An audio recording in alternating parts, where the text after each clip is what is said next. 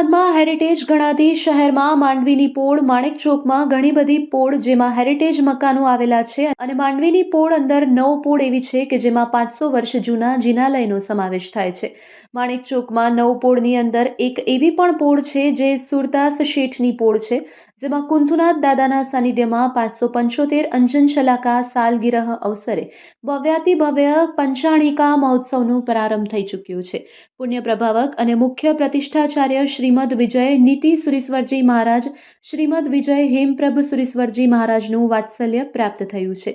પરમ પૂજ્ય શ્રીમદ વિજય અનંતભદ્ર સુરીશ્વરજી મહારાજ 1008 તપના સંકલ્પધારી કચ્છાધિપતિ પરમ પૂજ્ય શ્રીમદ વિજય લલિતપ્રભ સુરીશ્વરજી મહારાજ, પરમ પૂજ્ય મણિપ્રભ વિજયજી મહારાજની નિશ્રામાં 575ની અંજન શલાકા મહોત્સવ યોજાઈ રહી છે।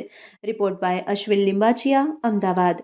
મીડિયાનું કામ કરવું બહુ ફાઇન છે, પણ ક્યારે બી આપણા ભારતનું નીચું ના દેખાય। કોઈ બીનું જો બ્લેક સાઈડ તો બધાની હોવાની, ગામ ત્યાં ઉકેળો હોવાનો જ। આપણે જો ઉકેળો ઉકેલશું તો અંદર ગંદકી નીકળવાની છે, પણ ઉકેળને આપણે દૂર રાખીએ। સારા સારા સુવાક્યો, સારું કંઈક એવું મૂકો તો મીડિયાનો બી ઉપયોગ થાય। આ મીડિયા એવી ચીજ છે ને કે માણસને સદમાર્ગે લાવવાની તાકાત છે। એકવાર એવો પ્રસંગ હતો કે જે અક્ષય કુમારે જ્યારે કોરોના હતો ને ત્યારે લોકોએ બપોરના સમયે 3 થી 4 કે 2 થી 3નો પ્રોગ્રામ રાખતા હતા, સંગીતનો, વક્તાઓનો અલગ અલગ। તો અક્ષય કુમારે કીધું કે જ્યારે અમે પિક્ચરમાં કામ કરતા હતા લોકો અમારાથી કંઈક પ્રેરણા પામતા હતા, ને આજના જે એક્ટરો છે ને તો લોકોને ફાટેલા કપડાં પહેરતા શીખવાડ્યા। એ કેટલું નીચે ગયું। એટલે આપણા મીડિયાને જેટલું બને ઉચ્ચ લેવલ પર લઈ જાઓ, એ જ અમારી અંતરના ભાવના, એ જ આશીર્વાદ ભૂલ છે। બચપણથી મા બાપે જે બાળકોને જે મોબાઈલ હાથમાં પકડાવી દે છે ને, એ યુવાનો ત્યાં પછી મોબાઈલ છોડતા નથી। એ મોબાઈલનો એટલો ભયંકર પરિણામ આવે છે ને તો લોકો એનો દુરુપયોગ કરતા થઈ ગયા। તો એ યુવાનોને સદમાર્ગે મારવા માટે મોબાઈલોથી છોડવાના, આ ફાટેલા કપડાં પહેરવા, એ જીવનનું કિસ્મત એનું ફાટેલું નીકળે। કારણ કે કપડા ઉપરથી માણસની ઇજ્જત પકડાય કે માણસ કઈ લાઈનનો છે। એટલે આ અને ગુટખા અને માવાદી વ્યસનોથી દૂર રાખવા માટે બહુ પ્રયત્ન કરો। આપણે જેમ આપણે દૂર કરશું ને એ લોકો વધારે આમાં લુપ્ત બનતા જાય છે। પણ આ સરકાર પણ આ બાબતે મહેનત કરે છે। દરેક ભાઈઓ પણ આપણે જો ખંડે ખંડા મેળવશું ને તો આ શરાબ, વ્યસન અને બધા વ્યસનો છૂટે, એ જ અમારી અંતરની ભાવ।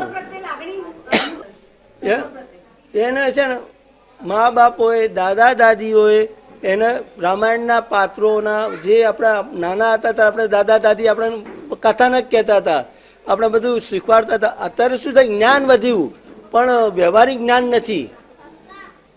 ઇંગ્લિશ ભણી શકશે પણ વાંચીને છે એનો અર્થ નહીં કરી શકે, વાંચી શકશે એનો અર્થ નહીં કરી શકે। આજે ભણતર વધ્યું પણ ગણતર નથી।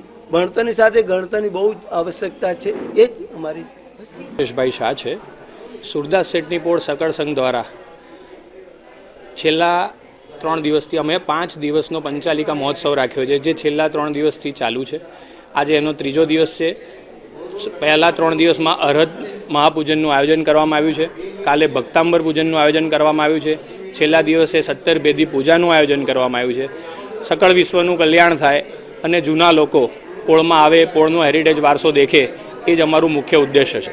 આ આયોજન 575 વર્ષની જે ઉત્સવની ઉજવણી કરવાની હતી એનું આયોજન અમે છેલ્લા 3 મહિનાથી કરી રહ્યા હતા, ત્યારે આજે અમે એક સક્સેસ પર પહોંચી રહ્યા છીએ। અને આમાં અમદાવાદ અત્યારે અમારી જોડે ગચ્છાધિપતિ મહારાજ સાહેબના આશીર્વાદથી, ગોયણી મહારાજ સાહેબના આશીર્વાદથી આ પૂજન ખૂબ સારી રીતે ચાલી રહ્યું છે। અમદાવાદના મેયર શ્રી પ્રતિભાબેન જૈન એ પણ આજે ઉપસ્થિત રહીને અહીંયા ગયા। વિસ્તારના આગેવાનો પણ બહુ બધા અહીંયાથી ઉપસ્થિત થાય છે અને પૂજનનો લાભ લે છે। યંગસ્ટરોને અમે એટલું જ મેસેજ આપવા માગીએ છીએ કે સૌથી પહેલાં જૈન ધર્મનો એક ઉદ્દેશ છે કે વિશ્વમાં સૌનું કલ્યાણ થાય, વિશ્વમાં શાંતિ પ્રવર્તે। વિશ્વમાં જે રીતનો માહોલ છે એ માહોલ શાંતિમય બને અને દુનિયા પ્રગતિમય બને। બીજી રીતે યંગસ્ટરને એટલો ઉદ્દેશ આપીએ છીએ કે આપણને 575 વર્ષનું અમારું દેરાસર ભગવાનની પ્રતિમા છે, તો એ આપણો હેરિટેજ વારસો છે, આપણો ભગવાનના આશીર્વાદ છે કે આપણે આટલી મોટી વસ્તુ અહીંયા જોઈ રહ્યા છીએ। તો લોકો આવે અને એનો આનંદ લે, ભગવાનની ભક્તિ કરે અને આ જ વારસો આગળ વધારે।